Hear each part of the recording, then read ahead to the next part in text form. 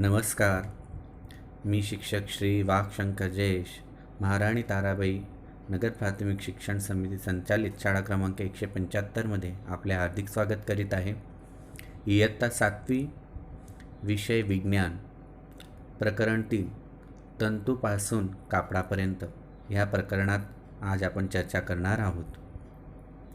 पूर्वी 2 प्रकरणांमध्ये आपण वनस्पतीचे पोषण आणि प्राण्यांचे पोषण याच्यावर चर्चा केली.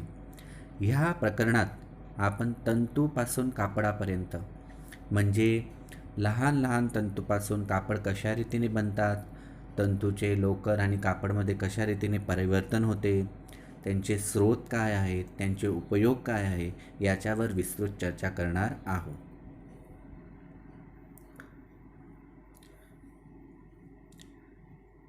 वनस्पती खोडामधून कित्येक तंतू प्राप्त केले जातात ते तुम्ही शिकले आहात. तुम्ही हे पण शिकलात की लोकर आणि रेशीम प्राण्यांपासून मिळते. मेंढी आणि याक यांच्या केसांपासून लोकर मिळते. रेशमांच्या किड्यामधून रेशमचे तंतू प्राप्त होतात. आता आपण काही प्रश्नांचे उत्तर मिळवण्याचे प्रयत्न करू. प्राण्यांचे तंतू, लोकर आणि रेशम, ॲनिमल फायबर्स म्हणतात त्यांना. तर सर्वात अगोदर आपण समज प्राप्त करू लोकर म्हणजे वूल. आपल्याला मेंढी, बकरी, याक आणि यासारख्या अनेक प्राण्यांपासून ऊन प्राप्त होते. अशा प्राण्यांचे शरीर ऊनच्या केसांनी झाकलेले असते. अशा प्राण्यांची कातडी केसांचे घट्ट स्तर धारण करते. हे तुम्हाला माहिती आहे का? केसात पुष्कळ प्रमाणात हवा रोखली जाते. हवा उष्णतेचे मंदवाहक आहे, हे तुम्ही प्रकरण 4मध्ये शिकले आहात. अशा घट्ट केसांमुळे प्राण्यांना ऊब मिळते. अशा केसांसारख्या तंतूपासून लोकर तयार करण्यात येते.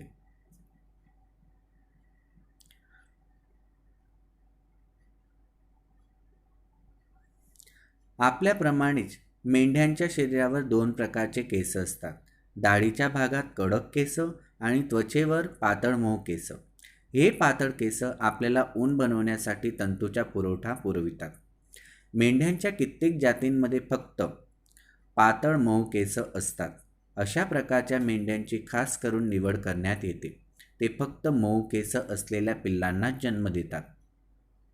मऊ केस असलेल्या मेंढ्यांच्या उत्पन्नासाठी पितृपसंतीच्या या प्रक्रियेला पसंतीलक्षी संवर्धन, सिलेक्टिव्ह ब्रीडिंग असे म्हणतात.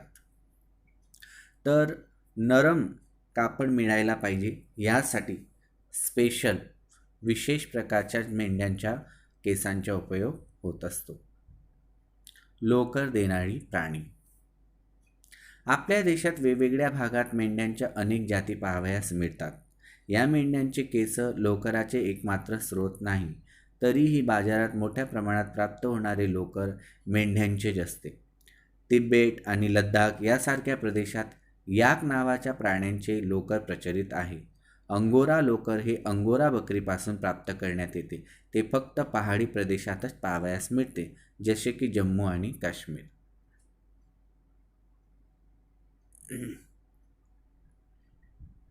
बकरीच्या केसापासून पण लोकर मिळते. काश्मीरी बकऱ्यांपासून मिळणारे ऊन खूप मऊ आणि सुंदर असते, ज्यांचा उपयोग पश्मिना प्रकारची सुंदर मऊ पातळ शॉल बनवण्यासाठी होतो. उंटाच्या शरीरावरील केसांचा पण लोकर म्हणून उपयोग करण्यात येतो.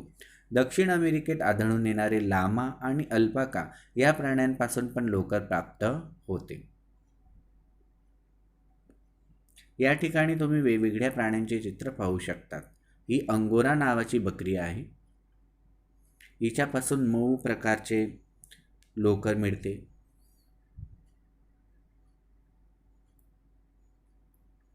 त्याचप्रमाणे उंटापासून पण केस मिळवण्याचा प्रयत्न होतो. अल्पाका नावाचे हे प्राणी आहे, याच्यापासून सुद्धा मऊ प्रकारचे लोकर मिळवण्यात येते. याक प्राणी आहे, याच्यापासून मऊ लोकर मिळवण्यात येते, तुम्ही चित्रात पाहू शकतात. आणि लामा नावाचे प्राणी आहे, याच्यापासून सुद्धा लोकर मिळवण्याचा प्रयत्न होत असतो.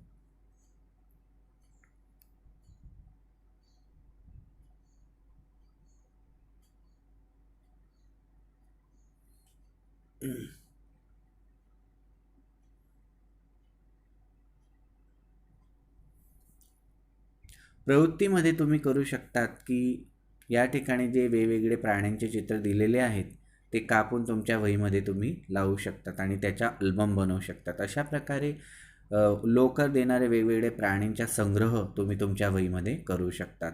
प्रवृत्ती 3.2चा हेतू त्यात आपण पूर्ण करू शकतो.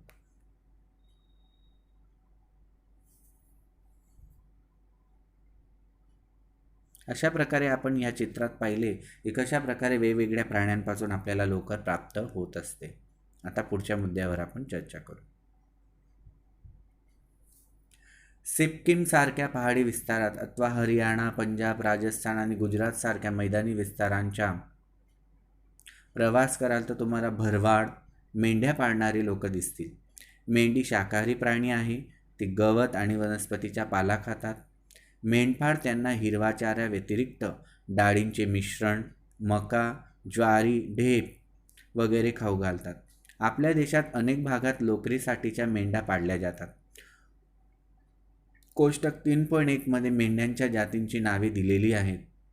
आपल्या देशात त्यांना लोकरीच्या उत्पादनासाठी पाळण्यात येतात. त्यांच्यापासून मिळणाऱ्या लोकरीची गुणवत्ता पण कोष्टकात दर्शवलेली आहे. तर या ठिकाणी कोष्टकात आपण बघू शकतात की कोणकोणत्या प्रकारच्या मेंढ्यांपासून कोणकोणत्या प्रकारचे लोकर मिळते. लोही नावाच्या मेंढीपासून उत्तम गुणवत्तेचे लोकर मिळत असते आणि ही राजस्थान, पंजाबमध्ये मिळते. तर रामपूर, बुशायर ह्या मेंढ्यांपासून ज्या उत्तर प्रदेश आणि हिमाचल प्रदेशमध्ये मिळतात तपकिरी लोकर मिळते.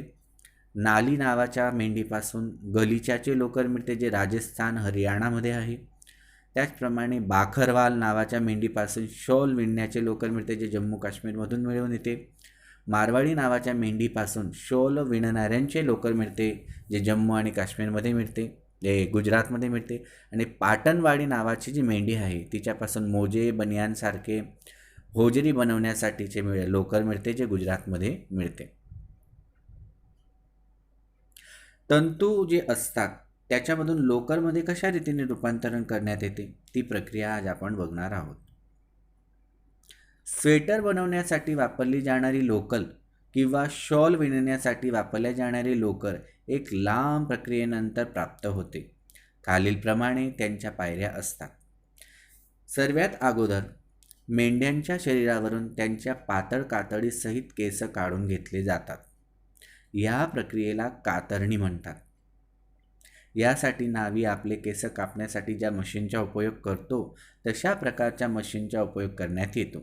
सामान्यतः उन्हाळ्यात केस कापण्यात येतात की ज्यामुळे त्यांच्या शरीरावर रक्षणात्मक आवरण नसतानाही ते जिवंत राहू शकतील. म्हणजे उन्हाळ्यात त्यांना गरम वातावरणामध्ये त्यांच्या शरीरावरील केस काढण्यात येतात जेणेकरून की उन्हाळ्यात सुद्धा ते जिवंत राहू शकतात, त्यांना थंडी वाजणार नाही. किंवा वडील दाढी करतात त्याचप्रमाणे लोकर उतरताना मेंढ्यांना फारसा त्रास होत नाही. ज्याप्रमाणे आपण दाढी करताना केस काढतो त्याचप्रमाणे मेंढ्यांचे केस काढले जातात आणि त्यांना कुठलाही त्रास होत नाही आणि ते केस काढल्यानंतर परत त्यांना नवीन केस येतात. दुसरी प्रक्रिया, केस काढल्यानंतर काय होतं? त्वचेसहित उतरवलेल्या केसांना एका टाकीत टाकून व्यवस्थित धुण्यात येतात ज्यामुळे त्यातील चिकटपणा, धूळ, मळ निघून जातो. या प्रक्रियेला घासण्याची प्रक्रिया म्हणतात, सॉरिंग प्रक्रिया म्हणतात. पहिली आपण केस कापण्याची प्रक्रिया बघितली की कशा प्रकारे स्टेप 1 मध्ये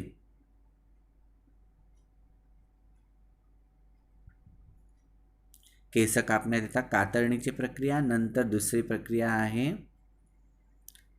धुण्याची प्रक्रिया. तिसरी प्रक्रिया आहे घासण्याच्या प्रक्रियेनंतर त्यांचे वर्गीकरण करण्यात येते.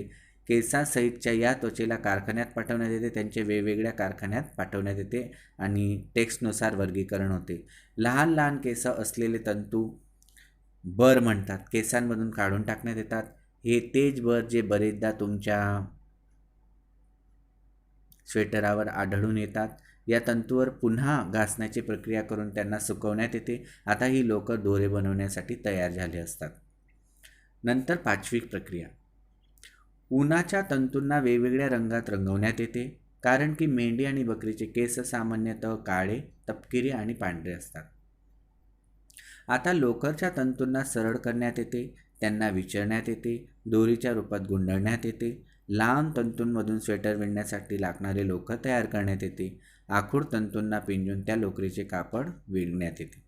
तर आपण बघितले की सर्वात अगोदर मेंढ्यांच्या शरीरावरून लोकर काढण्यात येते, नंतर त्यांना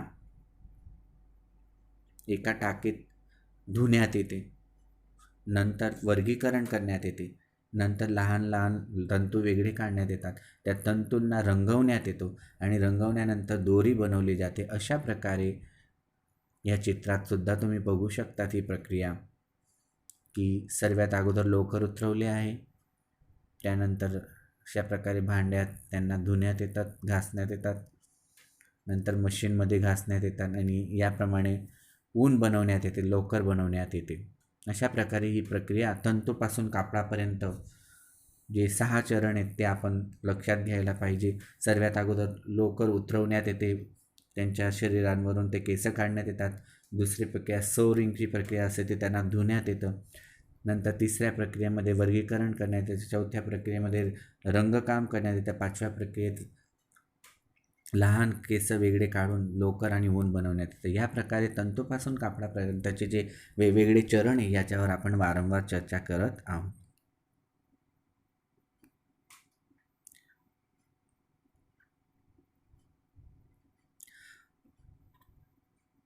आता पुढची प्रक्रिया, रेशमाच्या किड्याच्या कोशांमधून रेशमाचा दोरा प्राप्त केला जातो. रेशमाच्या किड्यांचे अनेक प्रकार आहेत, ते एकमेकांपासून वेगळे दिसून येतात. त्यांच्यापासून मिळणारे रेशमाचे तार टेक्स्चर मध्ये वेगवेगळेपणा असतो. अशा प्रकारे टसर सिल्क, मुलगा सिल्क, कोसा सिल्क वगैरे वेगवेगळ्या प्रकारच्या रेशमाच्या किड्यांपासून मिळणाऱ्या रेशमाच्या तारापासून प्राप्त होतात. मलबेरी रेशमाचा किडा हा सर्वसामान्य रेशमाचा किडा आहे. या किड्याच्या कोशातून मिळणारे रेशम मऊ, चमकदार आणि लवचिक असते आणि त्यांना वेगवेगळ्या रंगात रंगवण्यात येते. रेशमाच्या किड्यांचे पालन आणि विकास हा भारताचा अति प्राचीन व्यवसाय आहे. भारताच्या दृष्टिकोनाने भारत पुष्कळ प्रमाणात रेशमाचे उत्पादन करतो. आता पुढील प्रवृत्ती आहे जी तुम्ही घरी करू शकतात.